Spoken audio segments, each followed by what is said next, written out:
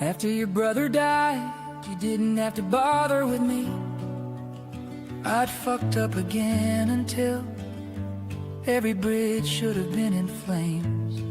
But as I was packing up what little remained, the phone rang and it was you. And although you never spoke the actual words, what you said to me was, Michael, always believe in love. Oh, Michael. Okay, my dear, what's your first name? Hi, I'm Deb. And I'm Pete. Now, you came to us at Cowell, I believe? Yes. Okay. And you told us a great story about what happened to your partner. Yes. So why don't we start with you? What were you doing before you'd even heard of COVID, and what were your plans moving forward? If you never heard of COVID, where would you have been now? We had just sold up in Adelaide, sold our house, and we were planning on moving over to the Eyre Peninsula, and we thought we'd just start a new life and build a new place and everything. And then when we got here, all the COVID stuff just started happening, and my hubby lost his job. Like, he held out as long as he could, took as much leave as he could, hoping it would all blow over. But Well, let's start there. Yeah. So you have Yeah. plans, you're building your house, you come out here building your life. Yeah, exactly. And then, Probably to head you into retirement, like this was like... yeah, that's Wait. right. Yeah, and I was in a job I'd been in for 12 years. I worked for a South Australian energy company. I won't say their name because I sort No, of, that's fine. we had a sort of settlement where I said I wouldn't mention anything or have any legal action back against them. But yeah, that took place, and the company didn't have to mandate, but they decided that 79 employees that they would do a survey and see who wanted to do it. 98% of people said they wanted it to be mandated, and it wasn't only mandated for the employees. It was mandated for anyone that visited any facility, so any truck driver with a delivery or anything. So they had to be double jabbed. But why did you decide that you weren't buying what was being sold? The fear. Well, I reckon probably the multiple reasons, but probably the big one was the vaccine was being rolled out in America before it was rolled out here. And we had a good friend of ours, Marjorie, who got vaccinated. 3 days later, she died of blood clotting in the brain. Oh, so was that AstraZeneca? That was Johnson Johnson & and Johnson. Yeah, which was reported to have had these issues early days. And so that got our alarm bells up. But then just as it unfolded, I think there was no way. I mean, I'd had a health issue in 2014, I was diagnosed with a heart condition, having atrial tachycardia. And what is that? Is something will start racing? Your heart starts racing, and then every now and again it would stop briefly, and then when it got going again, it would fibrillate, like it would beat irregularly, to the point where, blood would sort of start running out of your head and feel like you're going to pass out. Yeah. So Deb was working in the medical system at that time, and I was able to get in and see a cardiologist in her department right there and then. So it was medication, and it was medication for the rest of my life. Following that, the next course was going to be an ablation. So once the medication, if that's not successful, they'll cut you open and burn a piece of your heart away. Wow. And then following that, it would be That sounds like not fun. having a pacemaker. Yeah. So I guess I sat back and I questioned, what brought that on. And I think through that journey, we looked at everything we were doing in our life and changed our lifestyle a bit. Everything probably from that moment sort of happened serendipitously, if you like. We met a young guy who was a health coach, and we went to a talk he did one night, and he said he was out surfing and the same sort of things happening to him when he was 16. Bang, and he was able to change his lifestyle and manage his condition. So I said, well, you've got my attention. Can you tell me what you did? He gave us a protocol, and we basically, it's very simple, just eliminated as much toxins out of our life and took our food back to basics as we could. Long story short, kept seeing the cardiologist once a year, but the condition reversed. I lost 30 kilos, never came back, no more symptoms. Through that process, we sort of got involved with the wellness industry. Can I just ask, before you go this far, Yeah. why didn't the fear, because the fear corrupted the world, why didn't the fear work on you? Or did it work on first and Yeah, I can remember feeling really fearful, just not knowing what was going to happen, and particularly moving to a new area. And No, I mean by the Yeah. virus itself, the pandemic. You weren't scared that this pandemic was going to kill you? no, Why weren't you scared? Because they were hitting you over the head like crazy 24/7. Why didn't it work? just gut instinct, I think, and with our friend Marjorie dying, and her husband actually didn't take the vaccination but ended up in hospital, and he died as well On a from being ventilator. in hospital. On a ventilator. So they were two yeah, I don't know. Flags for us, you might Flags, say. yeah. So Yeah. did the fear work on you at all at first? Were you thinking, okay, I we've got to take think this the seriously? the only real fear was just how everyone turned on you, really. Yeah. That was probably the most fearful thing, to just see how people became and behaved through that process. They just, they were doing the work of the government and farmer, basically. You had family and friends cast you out? Yeah, very much so. And yeah, it's sad, like, had people close to us that have developed cancer and dementia very suddenly. Yeah, it's really sad. And then it's like, well, you can't come and see us because you haven't injected Participated. yourself. Yes, taken part in the, yes, that's the word. Yeah. Yeah, the world was definitely coming for us, wasn't it? I mean, when you look at the sunrise on the telly, I mean, we never sort of watched much mainstream telly, and maybe that would probably be part of the reason why we weren't so scared, because we didn't watch that stuff. That's right. You took the great vaccination of actually not watching TV. Not watching telly, we didn't watch it. Yeah. And then, you know, the Can I guy, ask though, because one of the greatest fears, one of the Yeah. greatest fears is people being ostracised. So how did you deal with that? Because most of us have been through it. And have you had that happen before, where suddenly you're just cast out because you have a different choice? Oh, I think, our friends and families probably thought we were weirdos a bit for a while when we took the alternative health route, when Pete was able to reverse his heart condition. because we were So, pretty excited about that, yeah. the changes, and feeling fantastic, and not having to take pharmaceuticals anymore, and Yeah. you What know, are you thinking?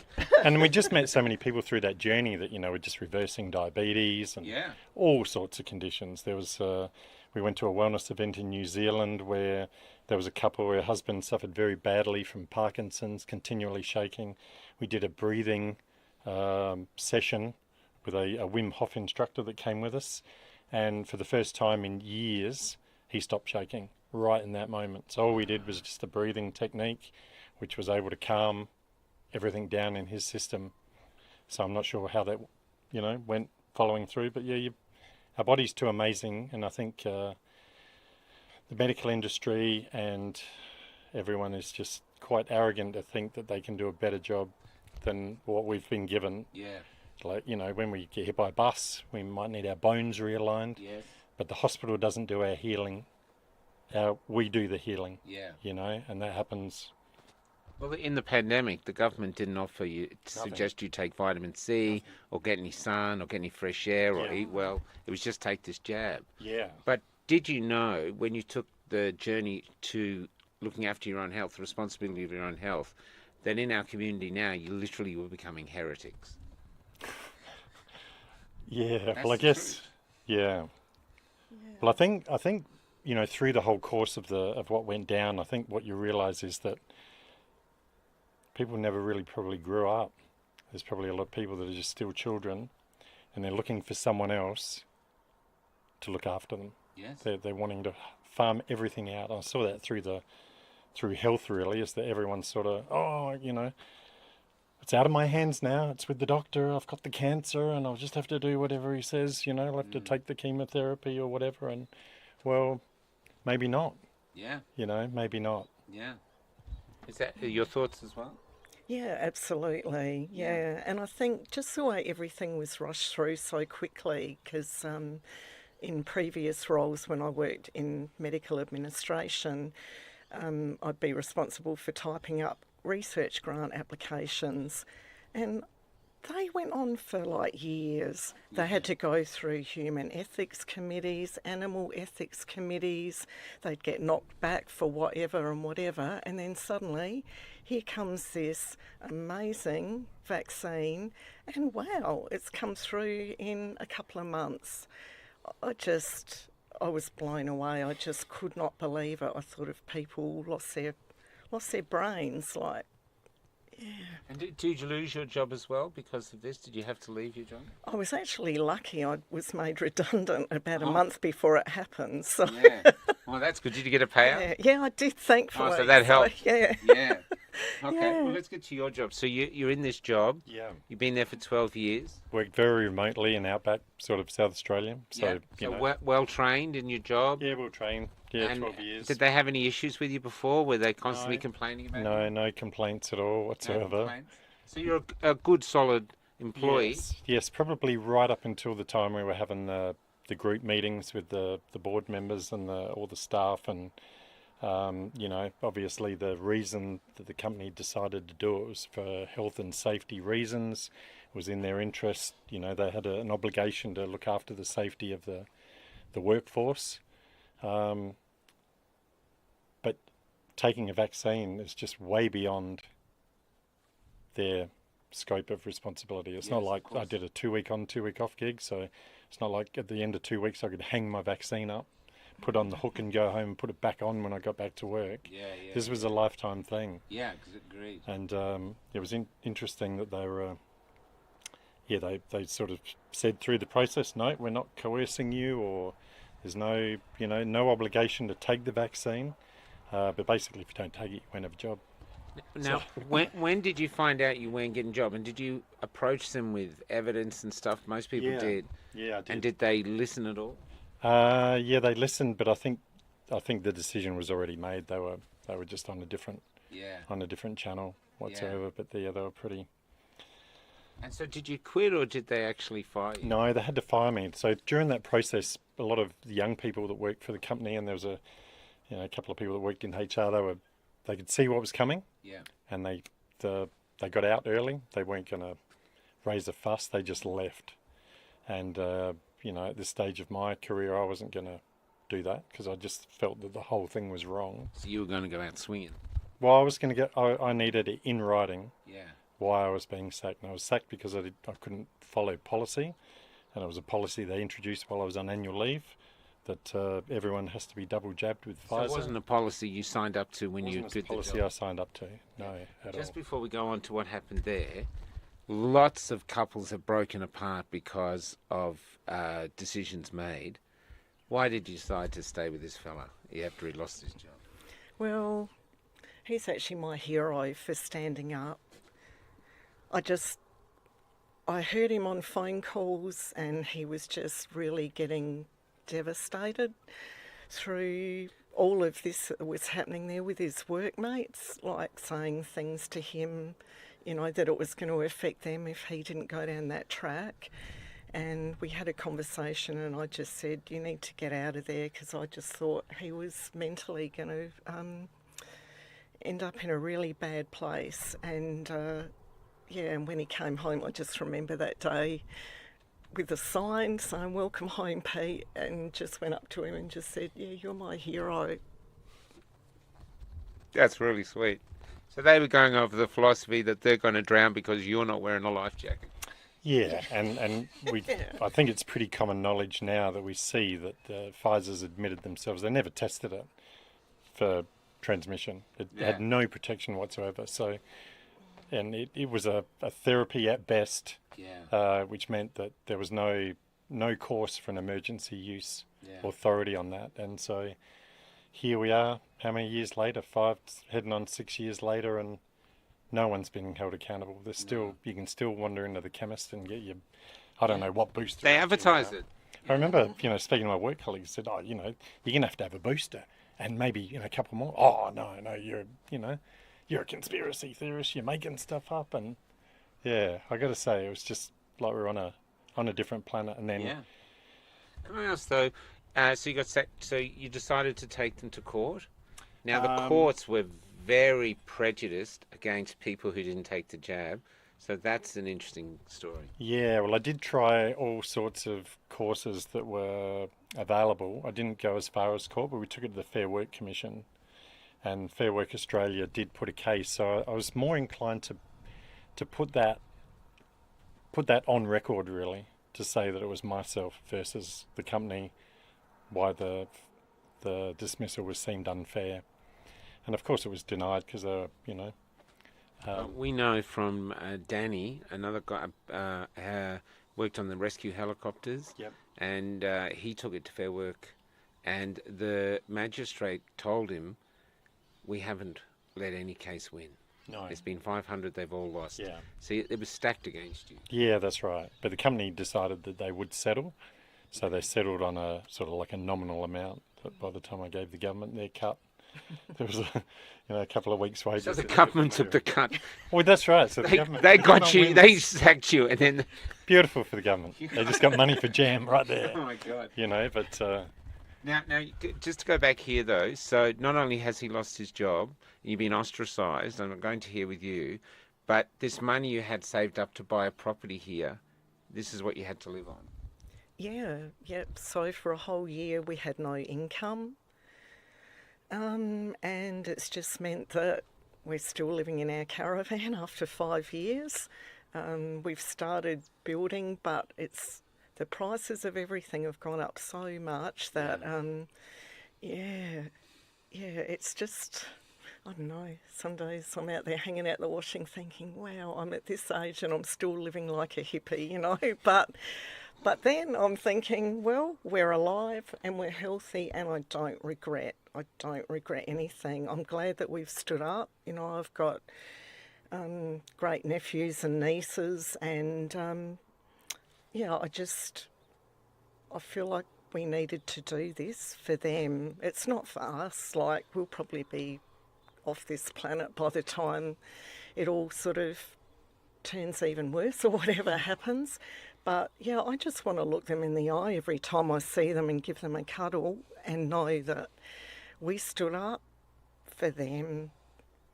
I don't usually make statements, but she's a keeper. yeah, definitely. Yeah. Yeah, that's for sure. That's why I wanted to do the interview. How do you feel though?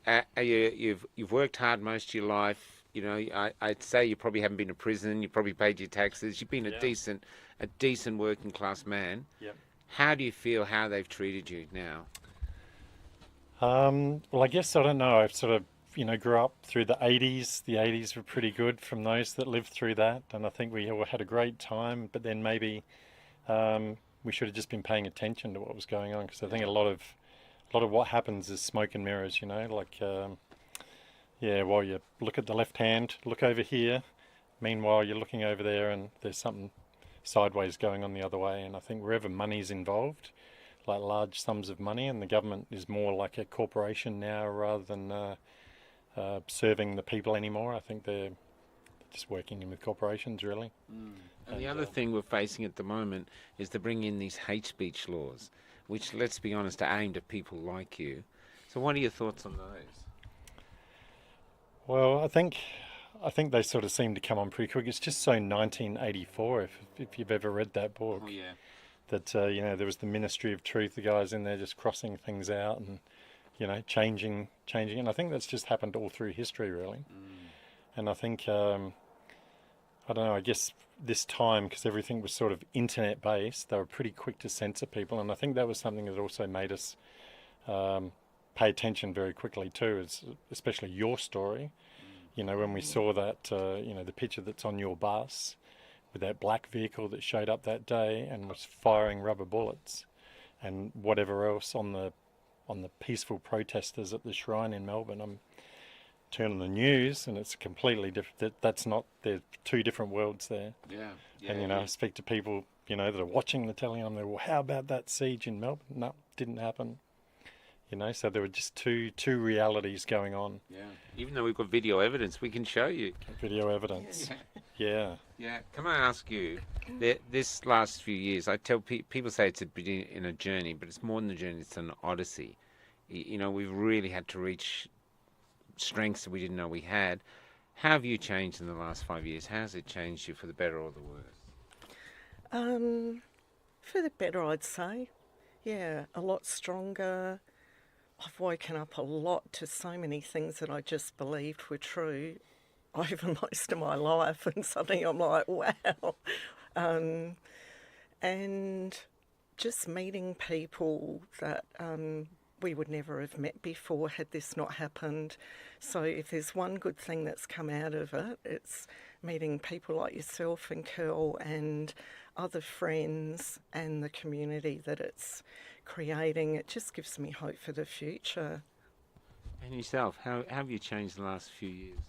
Yeah, I think that's the thing with the people that have come into our lives now. It's sort of everything sort of seems to be synchronistic, really. Yeah. Like we haven't had to go looking for people; it's just sort of straight away, and it's almost like you can look someone in the eye and you know that you're on the same page. And the friendships that have come out of post the it's not even over yet, but post the nonsense is unbelievable, and I wouldn't trade it for anything. And your relationship, has that struggled or got better because of what's happened? I think it's made us stronger, actually. Yeah, in a different way. I think before we used to just, we'd be out just having fun and not really thinking about things. A lot deeper. How about spiritually? Has the spirituality changed? Yeah, absolutely. Can you tell us in what way? I just feel sort of like the consciousness that's there that just is bringing us together. Yeah, it's just incredible, I think. I heard, was it Bruce Lipton the other night, if I'm allowed to mention his name, but I like his philosophies, and he likened it to going from the caterpillar stage to the butterfly stage, and he said, we're just in that mushy kind of thing where the caterpillar's deteriorating and then we're all going to fly off like butterflies. And I thought, yeah, I'm going to hold on to that. Thanks, Bruce. Well, what colour wings are you going to have if that philosophy is true? Yeah, maybe not fairy wings, but like maybe like an eagle's wings or something. I sort of picture myself having. But has your spirituality changed, or? Yeah, I think it has intensified. I think we've probably always been sort of somewhat. We know that there's another, however you want to call it, source out there. We've seen so much evidence of that. Like this, almost synchronicity is an evidence. Synchronicity, yeah, like the things that happen. You think, oh, well, that's a coincidence, but it's not. It's designed like that. You think of someone, you're thinking of someone. Bang, the phone rings like instantly, like that just happens more and more. I think maybe because just our antennas up more, I think to those things. And yeah, I think so. I wouldn't say that we're religious in a sense, but I think there's some good messages in the religions. But then again, I think that's, something that's been tinkered with over the years as well. So I think, someone's already had the pen out and crossed bits of that out. I would like to see the original text of that translated, really. But libraries have been burnt over history and all sorts, haven't they? So that people don't really actually find out how powerful they are. So I think over the course of life, we've all just been dumbed down a bit. And you would have to say that during COVID, that was evident. Like the bottle shops are open still. Go get yourself hammered, go and get some alcohol, go home, and yet the mum and dad pop shops, they were crippled and lost their businesses, restaurants and things closed, forever gone. People doing good, honest work, but yet the big corporations, didn't affect them whatsoever. In fact, they creamed it, didn't they? They made a killing during that time. So, where do you what's see? next? Where do you see? Because we have a thing of refusing to sell hopelessness, no matter how tight its grip. But it's been very hard. Yeah. Where do you see the hope moving forward? It's hard. It is hard because I don't think it's over. I think there's more hardship to come.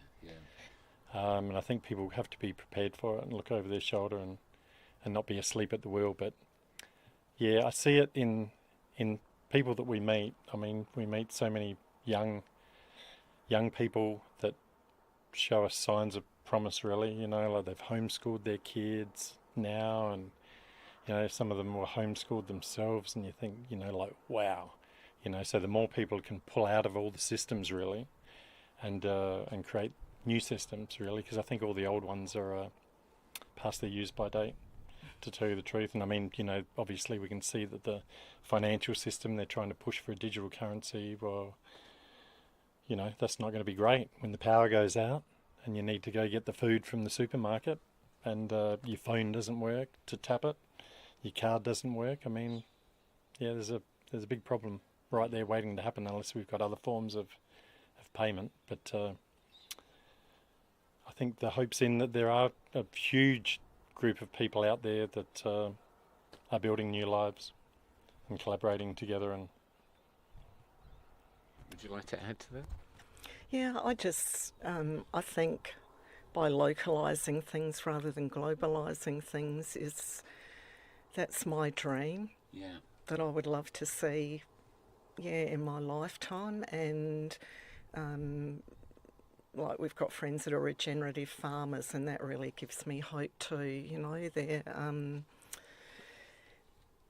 just to see the efforts they have to go through, and they have to jump through lots of loopholes as well, you know, to be able to do that. But I just admire them. They're young and they're doing it for their kids and their grandkids as well. And the more that we can support locally, it just seems like the Australian way, how things used to be years ago. Like, I can't believe it's just changed so much in the years that we've been on the planet, really. But I'd like to see it swing back to more communities and local. And I think we're starting to see that, I reckon. I think we are. I mean, when we grew up, all the districts, all the suburbs had their local shops. Yeah. Everyone walked to them every day. Everyone knew everyone in between. Everyone spoke to all your neighbours. Then the big corporations, the supermarkets come along, bang. It was globalisation, really. That was supposed to be good for us. Came along, and then don't even know your next door neighbour. Everyone's in the car, out the driveway, to the supermarket, getting what they need, coming back. Yeah. You know, that was all lost really around that time, I think. Yeah.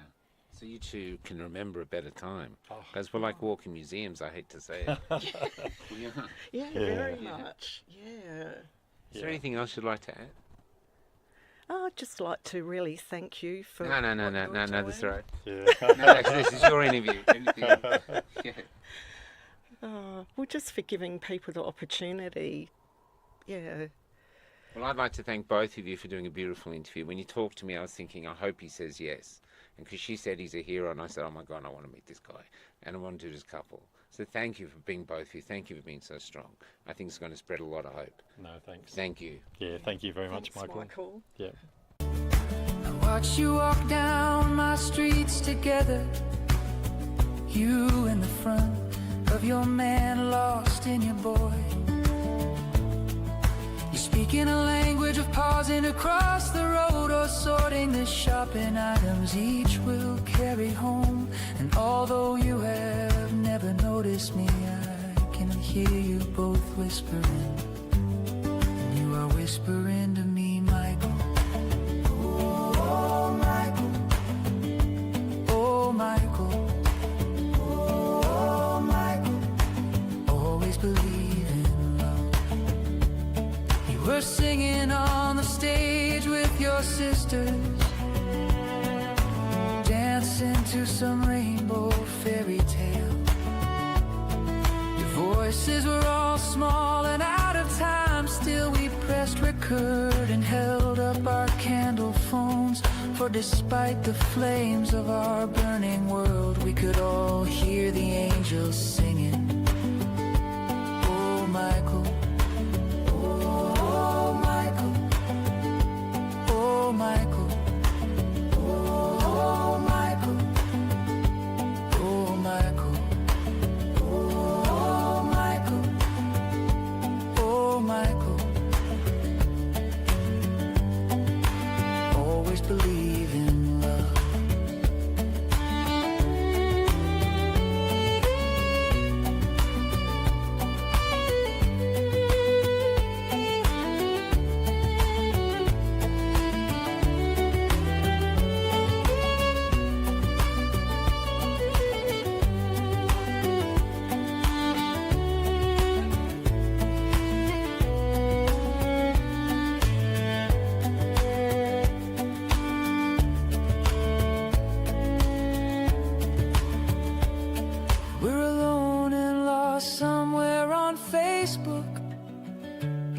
There's a gorilla loving a fallen human child, and we're all wrestling with shadows while wondering if inside the dark we will finally find the flower that perpetually grows.